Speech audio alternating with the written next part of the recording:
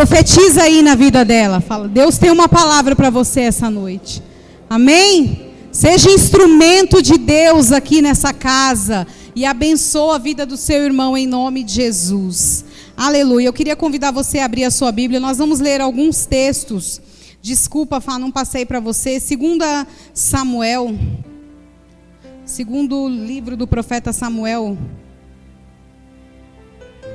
capítulo 15. Nós vamos ler o versículo 23 e o 30, tá? E depois nós vamos para João, tá bom? Você trouxe sua Bíblia aí, irmão? Amém? Amém, uns 2 amém aí, eu ouvi amém. Amém, amém. Amém. Glória a Deus. Então, para você que trouxe a sua Bíblia, leia aí na sua versão. Está aqui a palavra do Senhor. E eu queria convidar, eu vou ler aqui na minha, você acompanha a leitura aí, tá bom? Então diz assim, ó, 2 Samuel capítulo 15, a partir do versículo 23, diz assim: todo o povo do lugar chorava em alta voz, enquanto o exército passava. O rei atravessou o vale do Cedron, e todo o povo foi com ele em direção ao deserto. Versículo 30 agora. Davi, porém, continuou subindo o monte das oliveiras, caminhando e chorando, com a cabeça coberta e os pés descalços, e todos os que iam com ele também tinham a cabeça coberta e subiam chorando. Amém? Feche os seus olhos, querida. Coloca João capítulo 18, Fá. Daqui a pouco nós vamos ler, tá? A partir do versículo 1. Feche seus olhos aí em nome de Jesus. Nós vamos falar aqui, se a gente pode dar um tema para essa palavra, a gente pode intitular como Passando pelo Vale. E é sobre o vale que nós vamos falar aqui nessa noite. Então convida aí o Espírito Santo, fala, Espírito Santo, fala comigo. O Senhor conhece a necessidade de cada um de nós, na sua medida, porque o Senhor é que verdadeiramente conhece as nossas vidas. Então, que esta palavra seja uma resposta para o teu coração essa noite, que esta palavra seja uma direção de Deus para a tua vida essa noite, que esta palavra seja o caminho que você vai trilhar essa noite, em nome de Jesus. Que o teu coração esteja aberto para receber. Em nome de Jesus, Pai, flua com a tua graça nesse lugar, Senhor. Ministra, Espírito Santo, aos nossos corações, nos convencendo daquilo que precisamos ser convencidos, ó Pai. E transforma as nossas vidas no poder da tua palavra, para a glória do teu nome, Senhor. Em nome de Jesus. Amém? Glória a Deus.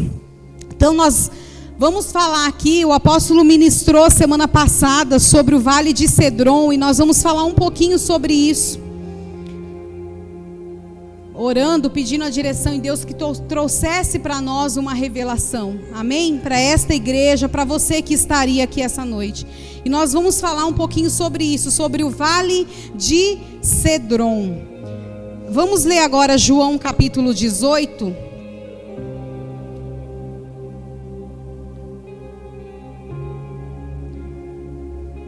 A partir do versículo 1, diz assim, ó.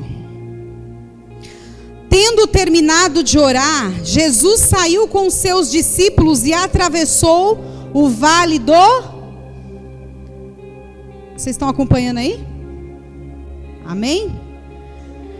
Algumas versões aí está escrito Kidron, que também é uma forma de tradução, tá? Do outro lado havia um olival, onde entrou com eles. Ora, Judas, o traidor, conhecia aquele lugar, porque Jesus muitas vezes se reunira ali com seus discípulos. Então Judas foi para o olival, levando consigo um destacamento de soldados e alguns guardas enviados pelos chefes dos sacerdotes e fariseus, levando tochas, lanternas e armas. Jesus, sabendo tudo o que lhe ia acontecer, saiu e lhes perguntou: a quem vocês estão procurando? A Jesus de Nazaré, responderam eles. Sou eu, disse Jesus. E Judas, o traidor, estava com eles. Quando Jesus disse, sou eu, eles recuaram e caíram por terra. Novamente lhes perguntou, a quem procuram? E eles lhe disseram, a Jesus de Nazaré. Respondeu Jesus, já lhes disse que sou eu. Se vocês estão me procurando, deixem ir embora estes homens. Isso aconteceu para que se cumprissem as palavras que ele dissera. Não perdi nenhum dos que me deste. Simão Pedro, que trazia uma espada, tirou-a e feriu o servo do sumo sacerdote, decepando-lhe a orelha direita. E o nome daquele servo era Malco. Jesus, porém, ordenou a Pedro, guarda a espada. Acaso não haverei de beber o cálice que meu pai me deu? Amém.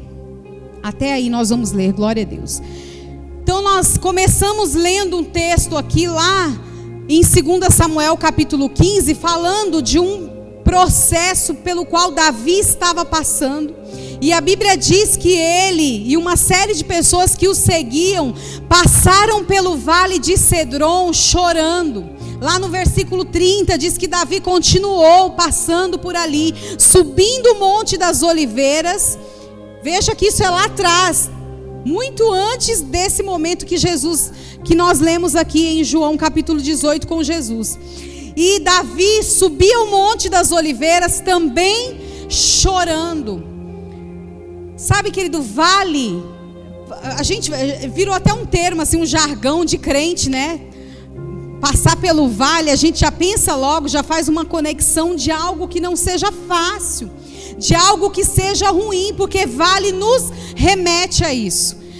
Nós moramos 2 anos numa cidade lá na Bahia chamada Macarani. E Macarani, ela fica no meio de um vale, assim. É interessante que você olha ao redor da cidade, você vai ver montanhas por todo o redor. Você vê montanhas lá.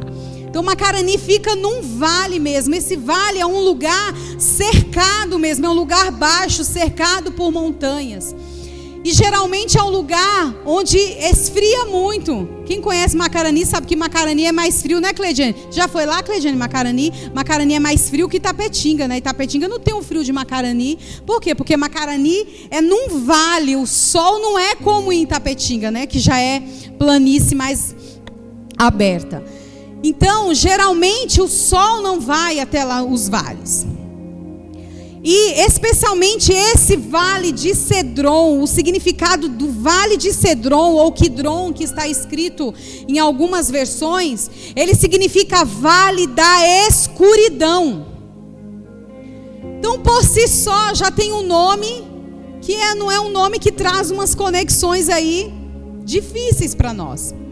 E nós lemos aqui que Jesus, ele estava preso. Você conhece a história, ele foi preso, aliás. Você conhece a história que ele se retirou nesse lugar para orar com os discípulos. E enquanto ele estava ali, soldados foram prendê-los por causa de Judas. Aquele lugar também era o lugar onde ele suou gotas de sangue, se transformou ali no Getsemane. Ali era o olival citado aqui na Bíblia. No meio dessas oliveiras, foi tudo onde você conhece a história, que Jesus estava orando ali, porque ele sabia o que estava para acontecer com ele, o sofrimento que estava por vir. Então aquele lugar também era o Getsemane. E Getsemane, querido, quer dizer lugar da prensa. Por que quer dizer lugar da prensa? Porque aquele povo... Quer falar alguma coisa, meu filho?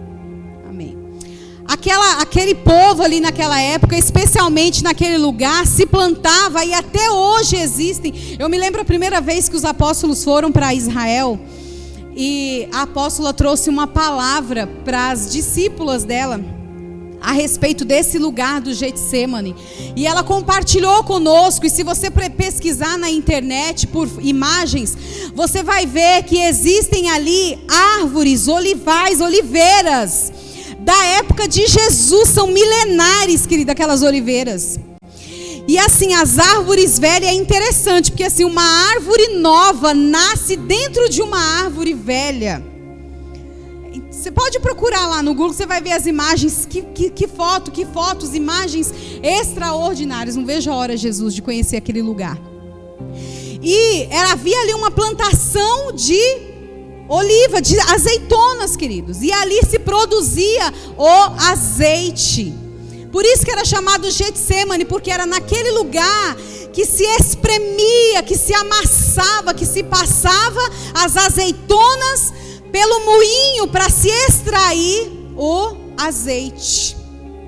Vocês estão conectados aí comigo? Getsemane era o lugar da prensa. Da prensa. Davi, quando ele passa por esse lugar, muito antes de Jesus, ele passa chorando e sofrendo por causa de algumas crises que ele estava vivendo na vida dele. Crises familiares. Todo mundo conhece a história aqui do filho dele, Absalão, que se levantou em revolta contra ele. E uma série de coisas aconteceu, e Davi, Absalão já havia tomado ali e já estava querendo invadir mesmo Israel para governar. E Davi sai dali abatido, amargurado. Imagina, querido, seu próprio filho se levantou contra ele. Então ele estava amargurado. Ali era uma situação de vale para Davi. Ele estava realmente passando pelo vale da escuridão naquele momento, querido. E qual é o crente que não passa? Você conhece algum crente, querido, que não passa por vales? Que não passa por momentos de escuridão? Se você um dia pregar um evangelho diferente para você, eu quero desmentir isso para você, porque todo crente, querido, passa por vales. Todo crente vai passar, por mais, querido, que a pessoa tenha uma vida boa e tenha momentos bons, vai ser necessário passar por vales e desertos. A história do Velho Testamento era algo profético para nós, inclusive para os nossos dias. O deserto e os vales eram algo, querido, profético. Nós vamos passar por vales ao longo da nossa vida. Quantos vales nós andamos, não é, meu bem? Quantos vales nós passamos? Que são esses vales? São momentos difíceis na nossa vida, momentos de escuridão, como o significado do Vale de Cedron, momento que muitas vezes a gente não entende o que está acontecendo, não tem resposta, a gente acha que Deus se calou. Alguém aqui já fez essa oração? Deus, fala comigo, Senhor, porque eu não estou te ouvindo, parece que Deus se calou a nosso respeito. Você está querendo pregar também? Olha lá sua mãe lá, chama. Parece que Deus se calou. Quem já passou aqui por isso, querido? Só eu, só a pastora já passou aqui por essa situação. Deus está em silêncio. Está escuro, Senhor, eu não estou entendendo nada, não estou conseguindo enxergar nada. São os vales que nós passamos. Assim como Davi passou naquele momento, talvez uma crise familiar que você esteja vivendo. Dentro da sua casa, alguma situação difícil. Para lidar com o seu marido, com a sua esposa, com filhos, com quem quer que seja. Algo dentro da sua casa pode ser, nesse momento da sua vida, um vale pelo qual você está passando. Agora, os vales e os desertos que Deus nos permite passar na nossa história, para escrever a nossa história, nossa caminhada cristã, não são vales para nos destruir, não são vales para nos matar. O sofrimento que nós às vezes enfrentamos, os desafios que nós enfrentamos, existe propósito. Sabe por quê, querido? Porque quando Deus, Ele olha para mim e para você, Ele não olha quem nós somos nesse momento, Ele olha quem já nós seremos, o propósito que Ele já tem para as nossas vidas. E é para lá que Ele quer nos conduzir. E muitas vezes os vales são necessários. Porque nos vales nós crescemos, Nos vales da vida nós amadurecemos. Nos vales da vida nós nos tornamos fortalecidos, mais fortes no Senhor. É no vale. Raramente, queridos, para não dizer nunca, raramente se cresce, se aprende quando tudo está bem. Nós crescemos e amadurecemos quando estamos passando por alguma situação difícil na nossa vida. São oportunidades de Deus, para o nosso crescimento. Agora, o que faz diferença na nossa vida é a forma como nós passamos por esses vales. É a forma como nós passamos pelos momentos difíceis da nossa vida, querido. O pastor citou aqui a respeito da pastora Dani. E estamos todos em oração por ela. Nós cremos no milagre, na restauração plena. Nós cremos que aquilo que Deus dá, Ele não toma, querido. Deus entregou, então nós cremos. Nós estamos trabalhando no exercício da nossa fé de crer. E hoje nós estávamos ali conversando no grupo, e as meninas emocionadas, porque hoje o pastor Edi estava ministrando louvor, a sua filha lá na igreja, entregando adoração. E esse é um momento de vale, querido, porque ver a sua esposa, ver a sua mãe ali, estou falando da Luísa, passar por uma situação dessa, tão difícil que eles passaram, e com medo, imagina o medo de ter que enfrentar qualquer situação parecida de novo, mas eles estavam lá, adorando ao Senhor, entregando ao Senhor. É a forma que eles têm de passar pelo vale que faz toda a diferença na nossa vida. O que adiantar ficar dentro de casa se lamentando, chorando, murmurando? Eles passam como aquela canção antiga, né? Que os mais antigos vão lembrar aí. Vamos passando pela prova, dando. É isso. É a forma como nós passamos. Vocês conhecem a história do povo de Israel lá, quando saiu do Egito, ficaram presos muitos anos no deserto. Por quê? Por causa da A murmuração fez eles ficar mais tempo do que deveriam naquele deserto. Então é a forma como nós passamos pelas crises da nossa vida é que faz toda a diferença. Agora, há algo importante para se aprender aqui, porque nós falamos de momentos difíceis e talvez crises que nós estamos passando dentro da nossa casa. Talvez você esteja vivendo um vale financeiro na sua vida. Talvez pareça que as portas estão fechadas, as coisas não estão acontecendo. Ou dentro da sua casa, ou dentro do seu trabalho, parece que está tudo difícil, você não está entendendo. Mas nós, queridos, nós somos seres espirituais, amém? Você pode dizer isso para o seu irmão, que você é espiritual, irmão. Você é espiritual. Deixa eu te explicar uma coisa. Quando nós aceitamos Jesus Cristo como nosso Senhor e Salvador, a Bíblia nos diz que nós morremos para o mundo. E o batismo que está prestes a acontecer é um sinal profético, é um ato profético desta morte. Antes de aceitarmos Jesus, a nossa visão espiritual, o nosso entendimento espiritual também estava morto. Nós não ouvíamos a voz de Deus, nós não entendíamos as coisas espirituais, mas nós aceitamos Jesus, morremos para o mundo, e quando nós nascemos de novo, nosso espírito foi vivificado, ele nasceu de novo, e há uma conexão agora, querido, com Deus. Então nós somos seres agora espirituais, e nós precisamos ter entendimento das coisas espirituais na nossa vida. Tem gente que quer resolver as crises que está passando na força do seu braço, querido. Quer resolver com a inteligência, a sabedoria humana, com o conhecimento humano. Mas não é assim. A Bíblia diz o quê? Que a nossa luta, ela não é contra a carne. Tem crente aí que lê a Bíblia, irmãos? Glória a Deus. A nossa luta não é contra a carne ou sangue. A nossa luta é espiritual. Existem guerras que você está enfrentando, que talvez você não tenha vencido ainda, não esteja vencendo, porque não é o fim, porque talvez você não entendeu que a sua forma de lutar é que precisa ser diferente.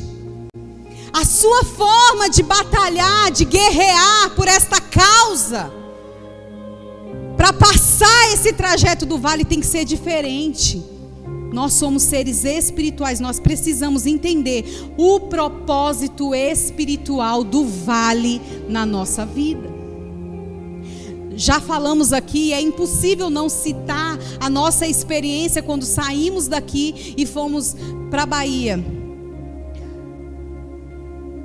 Me lembro que nós fomos tão cheios de expectativa, porque recebemos proposta ali de que tudo ia ser uma bênção tal, e a gente foi empolgado, jovens, bem jovens e inocentes, né?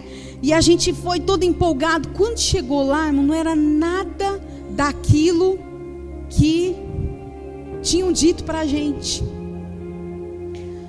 Nada foi como a gente imaginou que seria. Nada foi. E demoramos um tempo para entender o propósito. Aquilo ali se tornou um deserto, um vale para nós, querido. Durante muito tempo nós nos sentimos sozinhos ali, sem entender o que estava acontecendo na nossa vida. E nós demoramos muito tempo para entender o propósito de Deus. E eu me lembro que antes de sairmos, Deus me deu uma palavra. Eu não tinha muita experiência com Deus, de ouvir Deus, não tinha muita não, querido. Mas eu me lembro de uma palavra. Um dia antes, numa sexta-feira, um dia antes de nós viajarmos, eu vi a Bíblia em cima da TV do meu irmão morava comigo, e eu vi a Bíblia dele, e me deu uma vontade de pegar aquela Bíblia. Eu sabia que tinha algo ali, uma palavra de Deus ali para mim, e eu peguei aquela Bíblia e abri. Primeiro lugar que eu abri, tem gente que faz isso, né? Deus fala comigo, tira uma palavra, abre a Bíblia. Deus faz isso, que Deus faz. Mas não é só dessa forma que Ele faz, amém, queridos? Então não viva preso a isso, amém? Mas naquele dia eu abri a Bíblia. Quando eu abri, caiu em Josué capítulo 1, a partir do versículo 9. E Deus falando comigo, seja forte e corajoso. Por quê? Porque naquela sexta-feira a gente já tinha vendido tudo que a gente tinha. Gente, a gente vendeu tudo, do nada. Assim, deu 5 minutos, vamos embora. Vendemos tudo que a gente tinha. Encaixotamos tudo, arrumamos as malas. Aí um dia eu estava sentada lá, olhando, aí caiu a ficha. Eu falei, Jesus, o que a gente fez?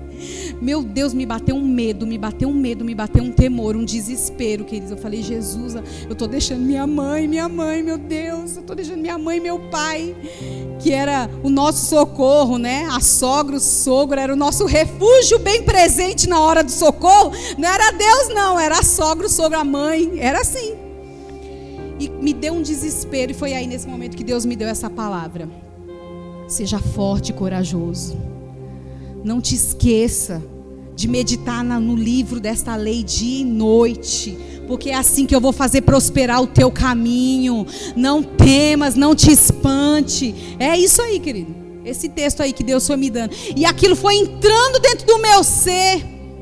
Só que aí quando a gente chegou lá, quem lembra, né? Às vezes a gente esquece, quando chega lá, esquecemos que Deus tinha um propósito. Nós demoramos um tempão para entender que aquele vale que nós passamos era um propósito de Deus para forjar a nossa vida dentro do propósito que Ele tinha. Sabe por quê? Porque Deus já enxergava esse momento que um dia eu ia estar ministrando aqui para vocês, querido. Deus já enxergava isso, eu não tinha ideia, não tinha noção, mas Deus já estava vendo esse momento aqui, ó, vocês me ouvindo pregar e contar esse testemunho. Então nós precisamos ser espirituais ao ponto de entender que nós nascemos para um propósito, querido, e tudo que nós passamos, a Bíblia diz que contribui para o nosso bem, mesmo os momentos difíceis. Então você tem que parar de apoiar a sua força, né? a sua caminhada na força do teu braço. Tem que buscar mais a Deus, tem que saber mais. Deus, nos revela, Senhor, nos dá entendimento. Nos dá entendimento. Queridos, eu vou contar um testemunho aqui depois que nós voltarmos de Israel. Eu já estou formulando esse testemunho aqui dentro do meu coração, do que Deus está fazendo. Eu comentei acho que com a Dani ali, né, domingo passado. Falei assim: Dani, nós precisamos de recurso para ir. E aí eu fui fazer alguma coisa na força do meu braço. Eu vou contar esse testemunho depois, eu estou só formulando.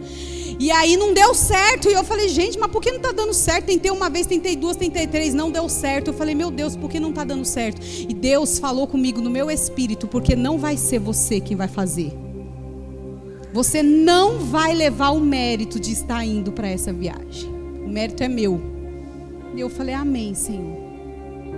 Então nós precisamos entender que nós somos espirituais e que nós precisamos buscar a direção de Deus para aquilo que nós fazemos, querido. Para as atitudes que tomamos, nós precisamos da direção de Deus, porque quem nos permite chegar no vale é o Senhor, e quem vai nos tirar do vale é o Senhor também, querido. Ele é que é poderoso para nos tirar de todo o vale que nós estamos passando. Agora eu quero que você medite comigo nesse contexto de Jesus aqui. Jesus, ele tinha ido orar com os discípulos dele, foi o que nós lemos. E a Bíblia diz que ele atravessou o vale de Cedron. Jesus, primeira lição, a Bíblia diz que ele atravessou. Ele estava passando pelo vale da escuridão. Ninguém mais nesse mundo entende a nossa escuridão, os nossos vales, do que Jesus. Que foi para isso que ele passou por lá. Não poderia ter sido mais simples? Vamos preparar a cruz para Jesus morre e acaba. Não, teve todo um processo, porque havia um propósito e haviam lições que nós precisávamos aprender. Jesus passou pelo vale da escuridão. Sabe por quê? Para mostrar a humanidade dele naquele momento para mim e para você. Ele queria dizer para você, deixar escrito para você assim: olha, filho, filha, eu entendo você. Eu sei o que é se sentir sozinho. Eu sei o que é se sentir rejeitado. Eu sei o que é se sentir traído. Eu sei o que é ter medo. Porque tudo isso ele passou no vale da escuridão, no vale de Cedron, no Getsemane. Jesus foi prensado nesse lugar, porque ele queria dizer para você hoje que ele entende você, que ele entende a sua dor, ele sabe o que é passar pelo vale. E aí a Bíblia diz que Judas já vinha. Veja que nós estamos lendo um contexto diferente aqui, porque nós costumamos ler esse texto aqui lá em Mateus, tá de uma outra forma explanada. João aqui ele fala, ele olha, ele escreve por uma outra perspectiva. Então ele já fala de Judas, que já vinha. Você conhece a história de Judas, que Judas traiu Jesus. E aí ele veio até aquele lugar, ele sabia onde Jesus estava, e ele veio, a Bíblia diz que ele trouxe um destacamento de soldados. E era gente pra caramba, querido. Eu até ouvi o apóstolo ministrando sobre isso, e ele falou: gente, eu fui pesquisar o que era um destacamento, e ele disse que mais ou menos ali uns 700, soldados, esse destacamento. A gente não sabe, mas era muita gente, porque lá em Mateus, quando você vai ler no livro de Mateus isso, você vai ver ele falando que era muita gente mesmo. Tinha muita gente, cheio de lanterna, armados ali, para pegar Jesus. Por quê? Porque talvez eles estavam esperando que Jesus agisse na carne e fosse brigar com eles. Mas Jesus era espiritual, e ele entendia que o propósito era espiritual. Ele já sabia o que ia acontecer, querido. E ele nem avisou ninguém, vai chegar. Ele não poderia, ele já sabia. Ele não poderia ter avisado: gente, se prepara aí, que vai chegar um exército tal, vamos se preparar, vamos se armar. Jesus não fez isso, porque ele sabia que existia um propósito que precisava se cumprir na vida dele. E o versículo 4, olha só, diz assim, que Jesus, sabendo tudo o que ia lhe acontecer. Jesus já sabia. Olha para o teu irmão e diz assim: Jesus, tem pleno conhecimento de tudo. Jesus sabe tudo, querido. Jesus sabe tudo. A gente fica passando nervoso, a gente fica sofrendo, porque a gente não sabe, mas Jesus sabe. É por isso que a gente tem que se apegar a Ele. Jesus sabe de tudo. Ele sabia o que estava para acontecer. Amém? E aí, vem aqueles soldados para prendê-lo. E quando eles chegam, Jesus diz assim: a quem vocês estão procurando? Entenda agora no que eu vou te dizer, que é a resposta para a tua vida. Jesus disse: a quem vocês estão procurando? E eles responderam assim: a Jesus de Nazaré. Sabe o que Jesus disse? Jesus disse: sou eu. Foi a resposta dele. Nenhum outro livro aqui, nenhum outro evangelho conta isso. Só João diz que quando Jesus disse sou eu, eles recuaram e imediatamente caíram por terra. Você imagina a autoridade de Jesus naquela hora dizendo sou eu. Eles não se aguentaram em pé, querido, eles caíram por terra. Tamanha autoridade de Jesus. Sou eu. E nós já ouvimos aqui tantas vezes o pastor pregar, quando Moisés vai para libertar o povo, e aí Deus fala com ele: vai lá e fala. Mas aí Deus, quem eu vou falar que está me enviando? E Deus responde: diga o eu sou. Eu sou. Jesus não precisa ficar dando explicação. Quando ele diz eu sou, querido, todo espírito ali cai diante dele prostrado, porque essa é a palavra que a Bíblia diz a respeito de todos, querido, que todo joelho se dobrará. Todo joelho se dobra diante do Senhor. Essa é a autoridade do Deus que nós servimos. E nós nos esquecemos ao longo da nossa caminhada. A gente prefere usar a nossa força, a gente prefere usar a nossa sabedoria humana, o nosso conhecimento. O argumento é: eu tenho 500 mil anos de igreja, de crente, e a gente fica achando que sabe alguma coisa. Quem sabe alguma coisa é Jesus. E eu só consigo me lembrar daquela historinha que fala do burrinho, né? O burrinho entrando ali em Jerusalém. Jesus mandou lá preparar um burrinho para ele entrar sentado, né, nesse burrinho, para entrar em Jerusalém. E aí lá foi o burrinho levando Jesus, passeando por aquela cidade. Mas imagina o burrinho se achando, porque ele estava passando e todo mundo jogando, ó, as palmeiras, jogando, todo mundo jogando ali. Ele, o burrinho já estava desfilando já, né? Achando que era ele que estava lá, achando que aquilo era para ele. Chegou em casa, falou: mãe, você não acredita, mãe? Mãe, eu entrei lá em Jerusalém e as pessoas estavam jogando as palmeiras ali para mim. As pessoas estavam me aplaudindo. E a mãe falou: quem que você carregava? Um tal de homem chamado Jesus. E a mãe falou: meu filho, não é você, é quem está sobre você. Não era para você aquilo tudo, era para Jesus. Querido, não é. Olha para esse burrinho que está, não, para o irmão que está do seu lado. Olha para esse irmão que está do seu lado e fala assim: não é você, irmão, é quem está sobre você, irmão, que faz toda a diferença. Não é você, a razão do teu sucesso não é você, não é a tua inteligência, não é a tua eloquência, não é, querida, a razão do teu sucesso é quem está em você, cumprindo em você o propósito para o qual você nasceu. Jesus, querida, é a razão. Jesus é a nossa força, amém? Então olha a autoridade dele.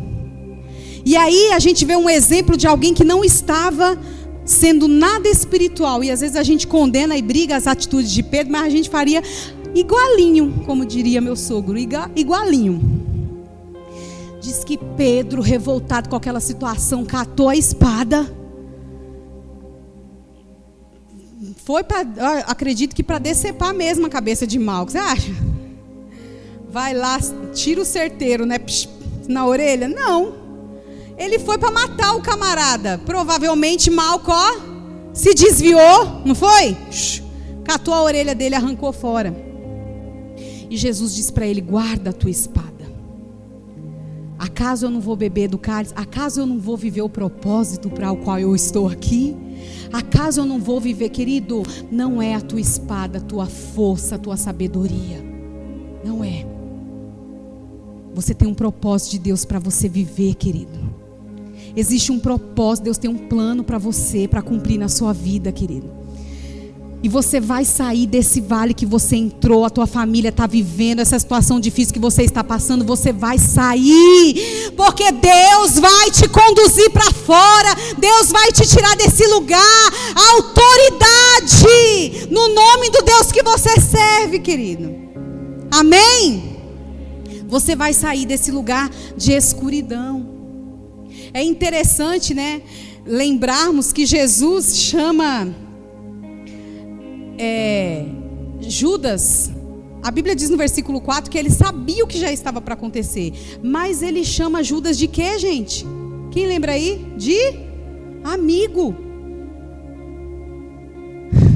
Isso é tão sério para nós que Jesus sabia que ele seria traído por Judas. E em nenhum momento Jesus trata Judas mal. Em nenhum momento Jesus faz algum julgamento a respeito de Judas. Jesus não chama ele de traidor. Ô, seu safado traidor, seu sem vergonha, seu miserável. Jesus não trata ele assim. Jesus chama ele de amigo. Porque essa é a essência. Isso é tão sério, querido, porque às vezes as pessoas das quais nos afetam em nossas crises, porque nós enfrentamos, querido. Olha aí, Jesus enfrentou traição, por que nós não enfrentaríamos? No meio dos nossos amigos, no meio dos nossos irmãos, até dentro da igreja, que a gente vive situações assim. Nós vivemos situações dessa forma. Só que deixa eu te falar, a pessoa, o caráter da pessoa vai revelar o nosso caráter. Quem a pessoa é, a atitude daquela pessoa vai revelar quem nós somos. É por isso que Jesus ele fala, antes de você querer tirar o cisco no olho do teu irmão, limpa teu olho primeiro, tira a trave do teu olho, porque a gente tem muita facilidade, querido, em apedrejar, em julgar, em condenar. Isso é religião. Religião condena e mata, mas Jesus ele é misericordioso para dar uma nova chance e uma oportunidade de transformação. Eu acredito que se Judas tivesse dito assim, Jesus, eu fiz besteira, Jesus, eu pisei na bola contigo, eu falhei contigo, eles estão aí. Jesus ia dizer a mesma coisa que ele disse para aquela mulher lá: vá, filho, não peques mais. E ele seria perdoado. A busca, o erro de Judas foi procurar na religião aquilo que ele precisava, porque ele voltou lá para os chefes do Sinédrio, atordoado, atormentado, devolvendo as moedas que ele pagou por Jesus, e ele saiu de lá e foi cometer um suicídio, porque quando ele chegou lá, qual foi a palavra deles? O problema é seu. É assim que a religião faz, querido. E nós como igreja não podemos fazer isso. Nós não podemos apontar os dedos para os Judas, que eles virão, que deles vão vir. Eles virão. Nem Jesus foi poupado porque a gente acha que vai ser. A nossa fé, a base da nossa fé é arrependimento e perdão. Arrependimento e perdão. Veja que Jesus ele se comportou de forma espiritual, porque ele entendia o propósito. Você tem propósito na sua vida, querido. Você nasceu para um propósito. Você tem palavras que já foram liberadas sobre você, palavras proféticas, direcionamentos de Deus. Você tem, querido, você nasceu para cumprir um propósito. Nenhum vale vai te impedir, querido, de viver o propósito que você nasceu. Nenhum vale vai poder te paralisar. Você não pode permitir ficar paralisado dentro do propósito que tem para você. O preço foi caro demais para você ficar acomodado com essa situação e não querer se levantar na força do Senhor, querido, contra qualquer vale, e sair de lá na força do Senhor, que é quem vai nos tirar de lá. Quantos vales quantos eu passei, quantas vezes eu achei que eu não ia aguentar, quantas vezes eu já desejei morrer, querido.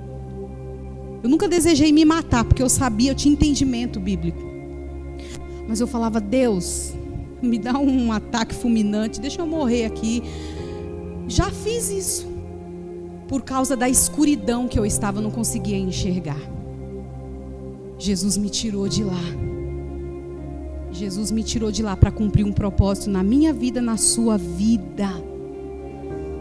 E você vai sair dessa escuridão que você está passando, porque tem um propósito de Deus. A tua história vai virar testemunho para outras vidas. Agora é na força do Senhor que você vai sair. É na força do Senhor. E eu estava estudando hoje pela manhã a respeito desta palavra. E aí eu quero voltar aqui, lá atrás onde nós lemos que o Vale de Cedron, ele é citado na Bíblia ali naquele texto, primeira vez ali, através de Davi. Davi passando pelo Vale de Cedron, subindo o Monte das Oliveiras, ou seja, o primeiro da descendência, foi o primeiro de Jesus, amém? Foi Davi, e aí terminou com Jesus. Só que entre Davi e Jesus, aconteceram algumas coisas aí na história, e eu quero lembrar, eu quero dizer, ensinar isso para você. Existem 3 reis citados na Bíblia, que foram usados por Deus para a transformação do povo de Deus, e estão ligados a esse Vale de Cedron. Esses 3 reis eu anotei aqui, um chamado Asa, o outro chamado Ezequias e o outro chamado Josias. E eu estava estudando, lendo a respeito dele, e é tão forte isso. A Bíblia diz que Asa, gente, Asa, a Bíblia fala a ele que nunca houve rei tão dedicado no trabalho do conserto. Sabe o que Asa fez? Asa, quando ele foi declarado rei, ele tira todos os postes ídolos, ele tira toda a idolatria que havia ali naquele reino. Tudo aquilo que se levantava ali contra o nome de Deus, ele tira, ele faz uma limpeza, e ele pega todos aqueles ídolos e leva para o Vale de Cedron, e põe fogo lá e enterra lá, no Vale de Cedron. Depois dele, muitos reis vieram, mas veio um rei chamado Ezequias. A Bíblia diz, vai ler a história de Ezequias, a Bíblia diz que nunca antes de Ezequias e nem depois houve um rei tão obediente em fazer uma limpeza na casa de Deus. Porque era assim, um limpava, o outro vinha lá, fazia o que queria, bagunçava, subia ídolo de novo, se misturava com quem não devia. Aí Deus levantava outra pessoa, ia, limpava de novo. E Deus foi usando esses reis. E o outro, Josias, eu até marquei. A Bíblia diz, Josias começou a reinar com 8 anos de idade, criança, 8 anos de idade. E a Bíblia diz que nunca, é desse jeito que fala, que nunca antes dele e nem depois dele houve um rei que tivesse um coração tão quebrantado quanto o de Josias. Está escrito no livro de Reis, dos reis.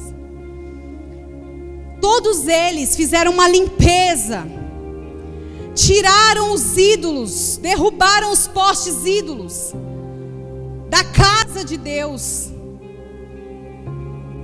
E aí jogaram lá naquele lugar, no Vale da Escuridão. Enterraram lá no Vale da Escuridão. E eu quero trazer algo de ensinamento para nós, de profético para você, querido. Porque talvez você não esteja enxergando a luz dentro desse vale que você está passando. Sabe por quê?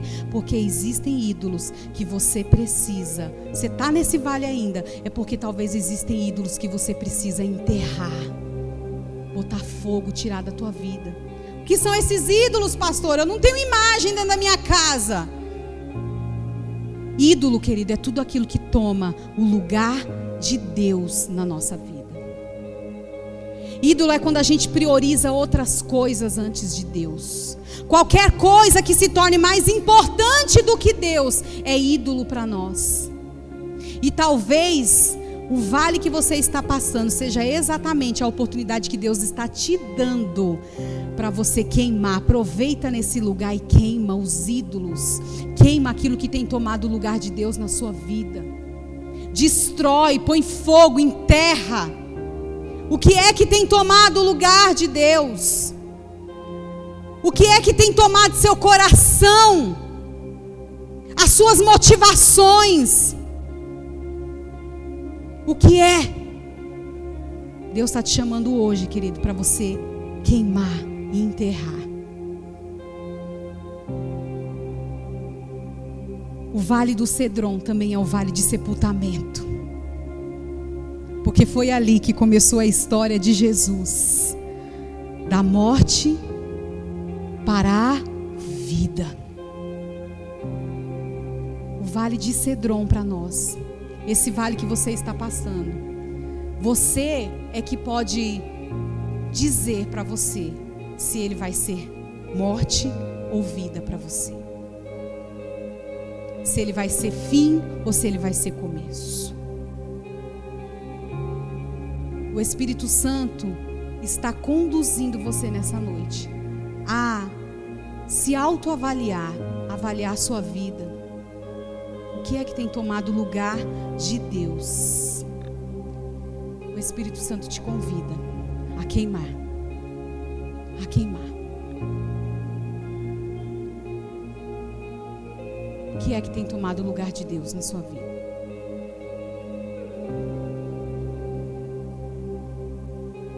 Eu não posso responder por você.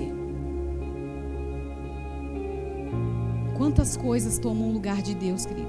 Às vezes a gente vive dando resposta, argumentos, né?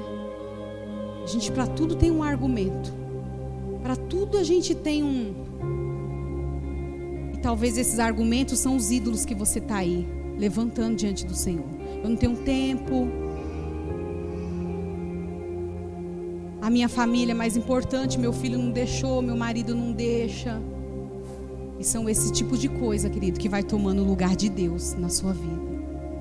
E talvez seja por causa dessas coisas que o vale ainda está aí, que a escuridão ainda permanece. Mas no dia, se hoje você decidir derrubar esses altares, esses ídolos, que hoje, se você decidir, a mão do grande eu sou vai te levantar e vai te conduzir para fora desse vale. A mão do grande eu sou, aquele que tem autoridade, aquele que tem poder sobre a morte e sobre a vida. Ele vai tirar e vai mudar a tua história, vai mudar a tua casa, vai transformar todas as coisas, querido, porque tudo isso vai ser só testemunho para você, querido. Deus está te conectando ao propósito que Ele tem para a sua vida, em nome de Jesus. Você pode se colocar de pé nessa noite? Você pode orar ao Espírito Santo de Deus para que Ele faça aí. Sonde teu coração. Sonda teu coração. Qual é o vale que você tem andado? Que lugar escuro é esse que você tem passado? Que lugar escuro é esse, querido? Hoje Jesus traz luz para esse lugar. Eu quero que você ore aí onde você está. Eu quero que você se derrame na presença do Senhor. Eu quero que você se arrependa ao Senhor. Não faça como Judas, querido. Não perca a oportunidade de pedir perdão a Deus pelas falhas e os caminhos errados que você tem trilhado, as escolhas erradas que você tem trilhado. Deus não pode ficar mais para depois. Quantas vezes você tem dito depois? Você, querido, não sabe nem se vai acordar vivo amanhã, mas tudo está deixando para depois, querido. Não deixa. E esse ditado nunca foi tão bom para esse momento como é agora. Não deixe para fazer amanhã o que você pode fazer hoje.